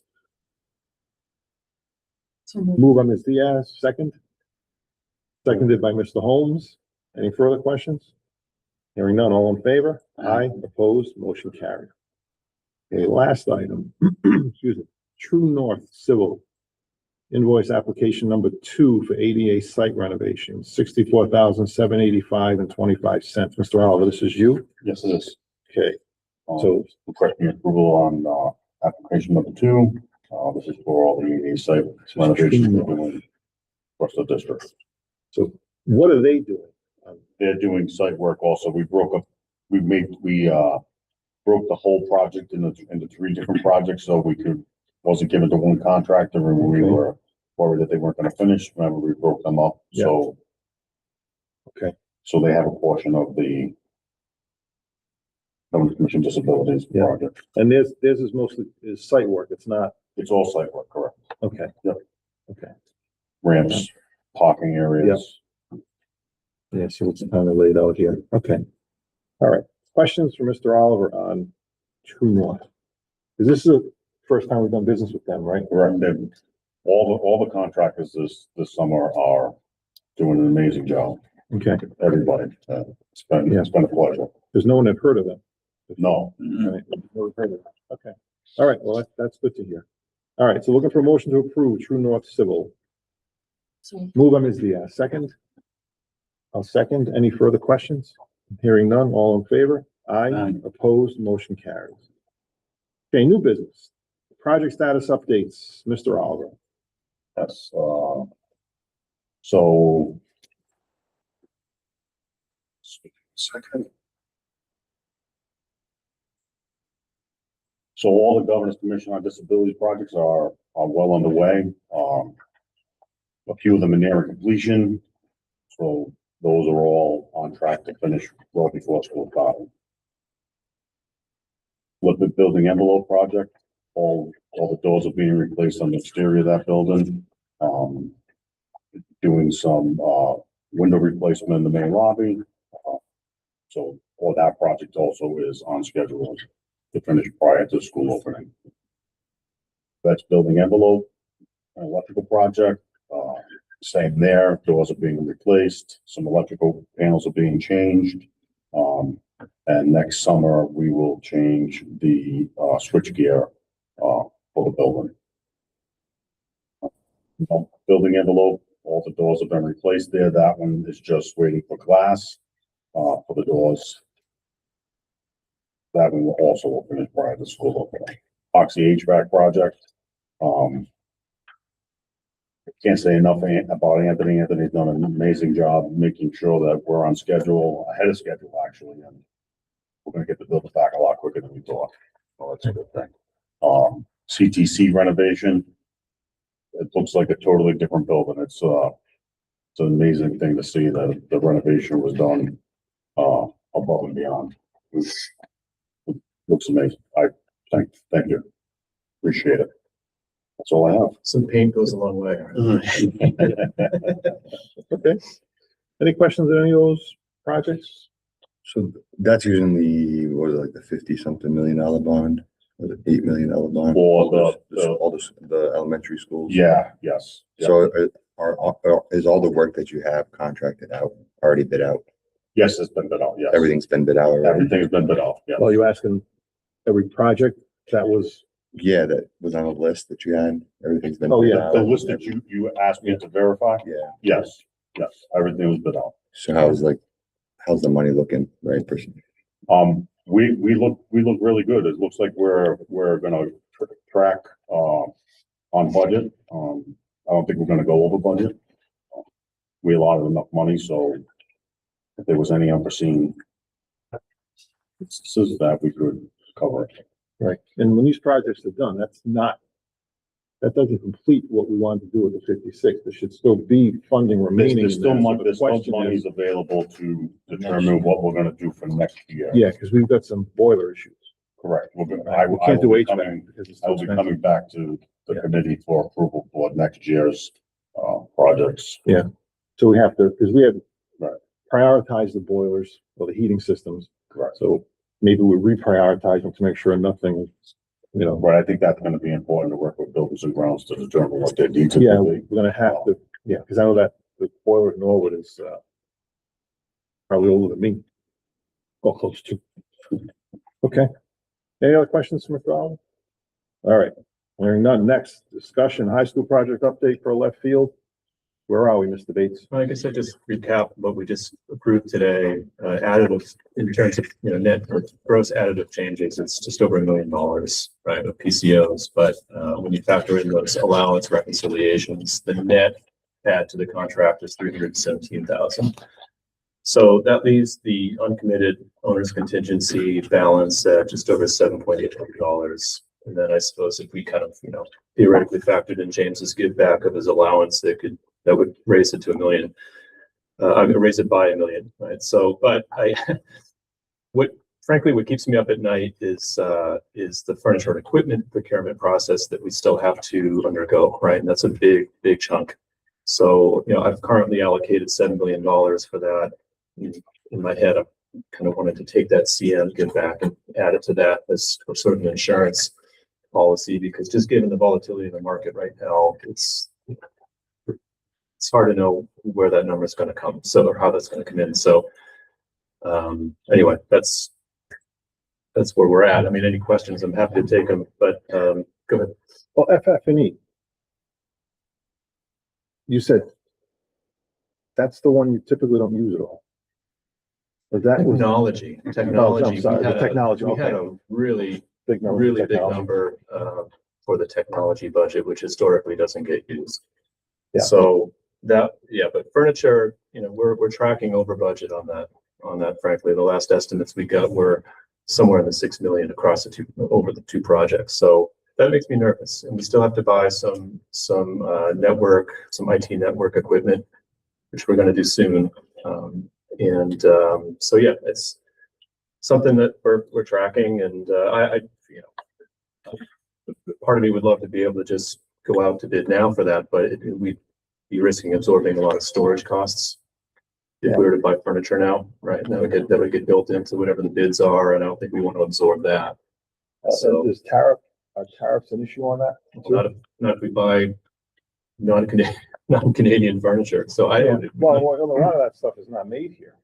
Yeah. It's made, I mean, so. Yeah, I mean, that You know, tariffs will play a role in that. With the blanket 15% tariff that, you know, it's here today, it's gone tomorrow, so, you know, I don't envy, I mean, that's a tough spot to be in, because at some point you've gotta fish or cut bait, so, all right, we're going out to bid, right? Yeah, well, we're trying to time it right, and we've Right. talked to the FF&E consultant about this, and just kind of try to appeal to her expertise. She's advised us to wait to get the RFP out at the end of this year.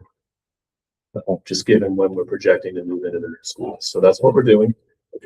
So the 7.8 unencumbered owner's contingency. Yep. Right, that's right. That's unencumbered, so Unencumbered, right? that means you've already built in all the Yeah, the turf fields. the turf fields and the fields, accessories that Toll go with gates, the that. bleachers, Yep, and the okay. press boxes. All right. Yeah. Still not bad a shape to be in.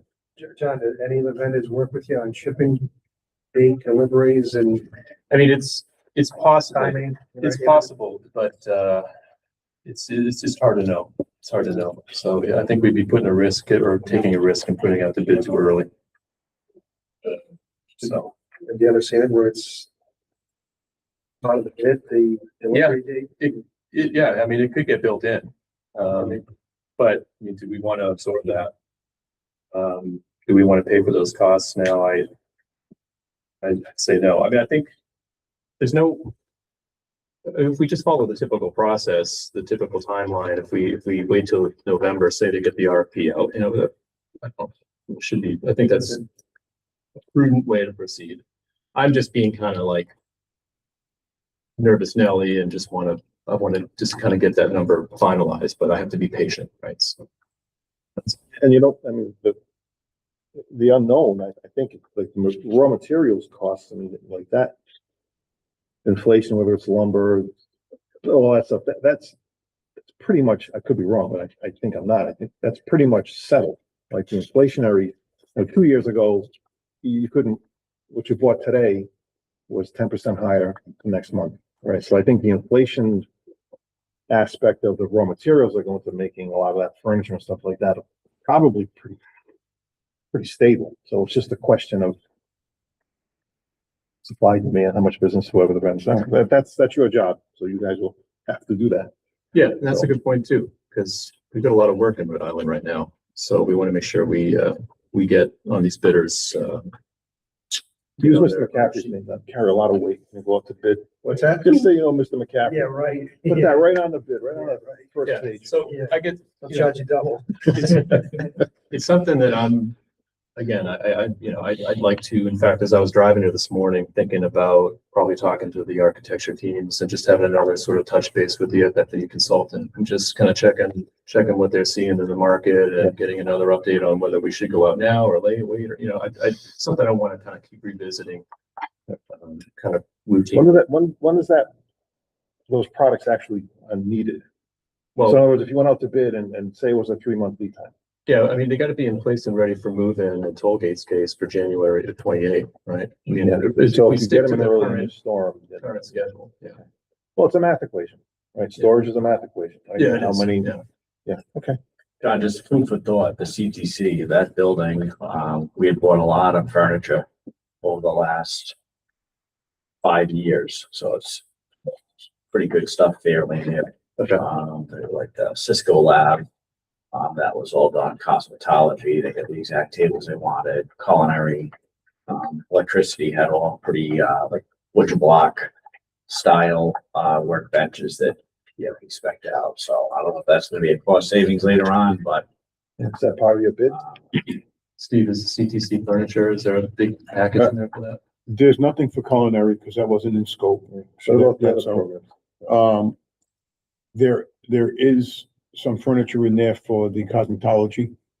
They got a lot of old equipment, hair dryers and things like that. That's all. that packaged, stuff. Yeah, I'm talking like just tables and chairs, like those Yeah, things. well, I think we're getting, new chairs, but not new tables in the package for the Okay. cosmetology.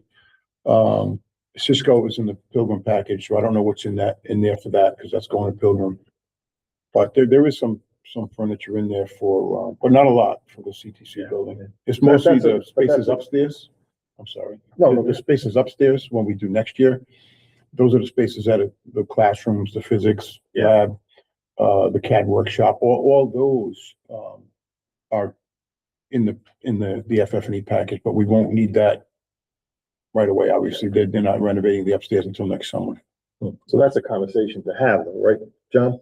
Yeah. And Steve, Yeah, because if we don't need it, Yeah, absolutely. right, I mean, Yeah. and I get it, you know, We may have to maybe pull some stuff out, right? Yeah, for exactly. CTC and bid it separately if you Exactly. need it for next summer. Yeah, yeah, it's gonna So- have to go in August versus November, so. Yeah, that's, we gotta talk to the FF&E consultant about maybe pulling out some of those pieces Yeah, and bid it separately. my only thing is if there's, to Mr. Kane's point, if there's equipment there in some of those CTC rooms that's relatively new and, you know, I mean, it's nice to have everything brand new, but you may not need to have everything brand new. You know what I mean? And I don't think that's cheapening it out. It's just, you know, if something's perfectly good and perfectly workable and still has a long life expectancy left, it's a conversation to have. Ultimately, the decision would, you know, professional opinions will matter here, but, John, I have, a question and a comment, just to think about. So if we move in January, right, say if we're on time, Mhm. has there been thought, because, and we haven't talked about this, but I don't think in the middle of the year, we're gonna have career center students that are gonna stay with me. yeah. They're not, because Pilgrim's not ready for them to go over to that. So is there a thought about, do we have another trailer? Because I don't know where we're gonna put those people. Yeah, Kevin and I talked about that actually recently. We brought that up, that we're gonna have to accommodate them. Yeah. we're gonna have It's to really make them something to whole. think about, because, Yeah, it's something we're gonna have to budget for and yeah, we're aware of it. Yeah. okay. And then my other question is, and it's probably very premature, so forgive me. When we get towards the end of this and we see where our money is, then is that the time that we revisit the practice fields? Are you talking about the baseball and softball fields? Yes. Yeah, I'm sorry, I- not right, yes. Well, here's my thought on this, right? I mean, this is a funding issue, which it is, right? I think that at the end of the year, and we talked about this internally, right? That we need to issue a revised projection of where we stand. And I think at the end of the year, we'd be in a better place to do that. We can't do it now. It's too soon. Right, okay. So if the district and the city were to say, hey, we want those fields, we could give them at least a revised range of what that would take, right? And we could say, look, this is what the fields themselves cost. That's 4 fields in a concession building if you were to do them. And say it's $10.5 million, right? And if you say, I don't really care about the other alternates, right? And there are a few, you could do that and just say, this is the number we want. And then we could tell you based on where we're tracking to be in terms of our remaining contingency and what the addition, what it would cost additionally to the fields, we could give you a range. I think the timeline for that would be at the end of the year, probably. Sorry, that was probably a more Thank you. complicated answer than you wanted. No, that's perfect. anything else for Mr. Vance? One thing real quick. So there was an issue. We had a heavy rainfall on Monday and I don't know about Tollgate. I wasn't there, but I was at Pilgrim. It got so covered in water. And there was an issue with a neighbor just north of the site where she had some basement flooding. And Mark, I'll turn it over to you. Yeah, so the homeowner at 42 Drown Street, which is the neighborhood to the north of us, right on the fence line. Just also Drown Street is where the gas line comes in. We've met with these neighbors several times. They're the ones that, have trees that protrude over the fence line. They've all been accommodating. But anyways, what seemed to happen on Monday from about 10 a.m. to noontime is we just got a deluge of rain. I'm assuming anybody in Warwick that day could experience the same thing. We were not made aware of this until Tuesday, but apparently, this woman lives literally the last house as you're driving down Drown Street. She's the last house on the left at the bottom of a hill. So all the water coming off the road comes down her street right across her driveway. The city at some point in time, this is what I've been told, I don't know this firsthand, but I was told by the homeowner that the city put a little berm at the end of her driveway to help steer the water so it doesn't go up on her driveway, but would instead come down the hill and cascade right onto Pilgrim. So Pilgrim, in the old condition prior to us starting there, all that water would come down and empty out onto the track and the football field. And if it's a heavy storm, it would be a considerable amount of rain. So what appeared to take place on Monday, we have a soil erosion plan that's made up by PAR Engineering that gets approved by DEM that mandates that we put a soil erosion filter fabric around the whole limit of disturbance around wherever we're working. The intent of that is so that we don't shed water from our property onto our neighbor's property.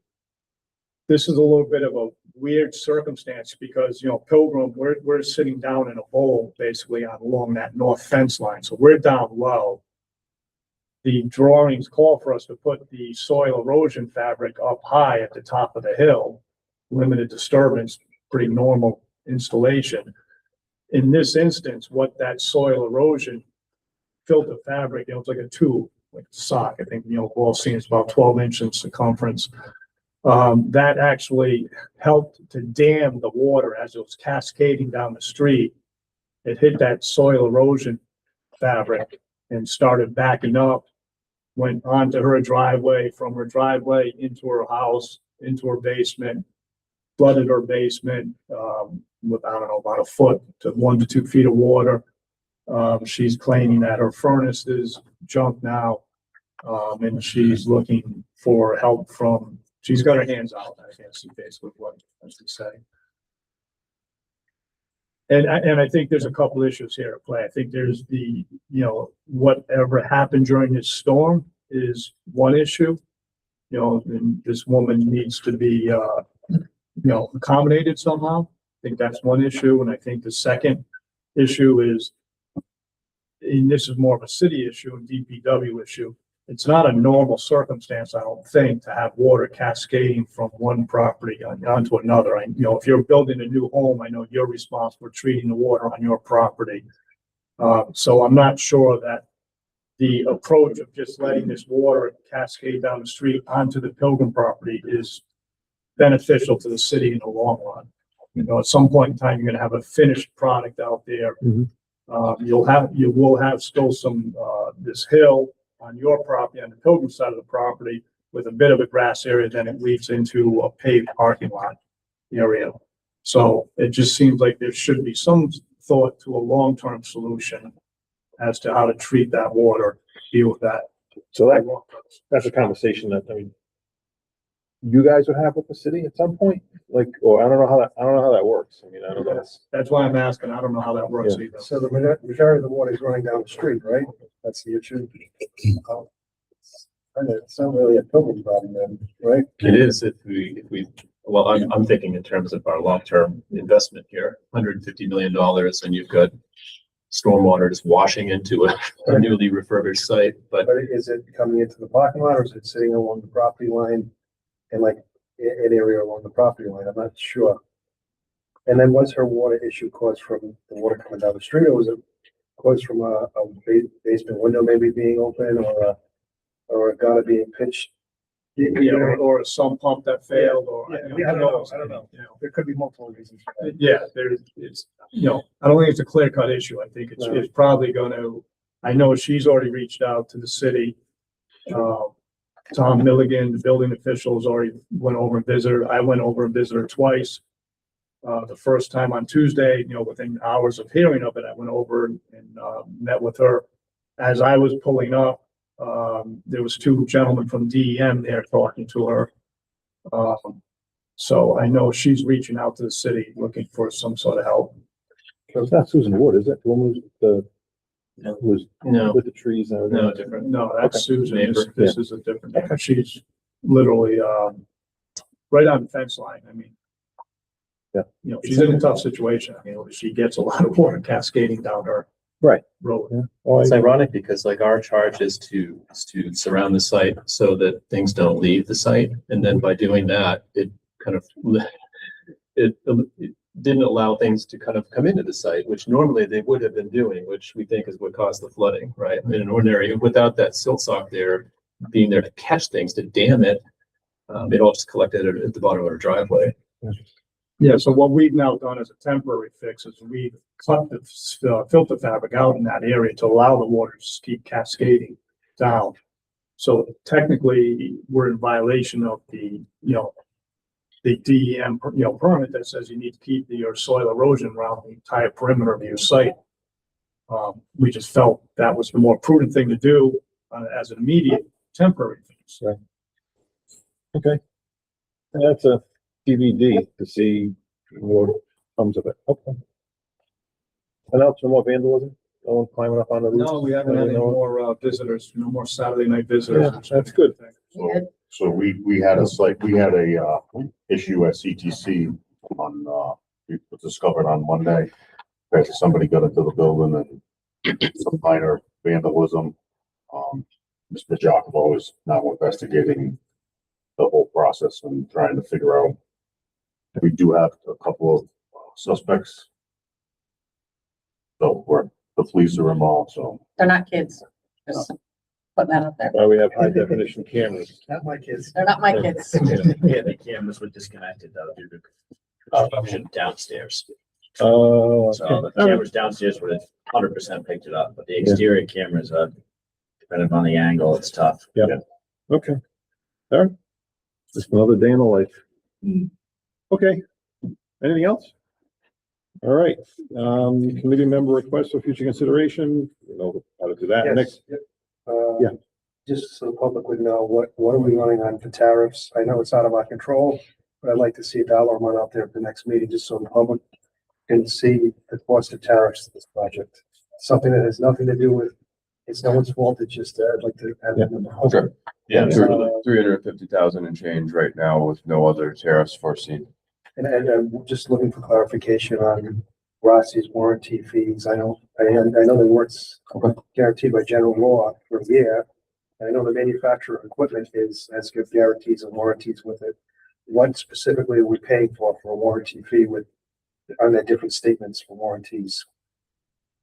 And then lastly, just, I need a better understanding of the flow of permit fees, how they flow. I know we pay permit fees and its charges to different components of projects. I'd like to see how that reconciles. Yeah, I was thinking about doing And maybe it can't be done for the next meeting, but I'd like to see that reconciliation to understand the permit fees, how it flows. Yeah, I agree. I think it's deserving of a little bit of a presentation summary. Yeah. And I don't know what the warranty is we're getting. Yeah. Why we're even paying it. Okay. You guys have homework in addition to what you normally do? Anything else? Yeah, anyways. No? All right. Next meeting date will be September 2nd, 2026. That's not leaving. That's No, Labor Day's late. It's the following Monday, I think. 7th, Yeah. 7th, I think. Okay. All right. With no other business for us, looking for motion to adjourn. So folks. Moved by So Mr. moved. Laurie, seconded by Mr. Holmes. All in favor? Common sense is Opposed? best. We are adjourned at 9:28. Thank you. Mom just passed away.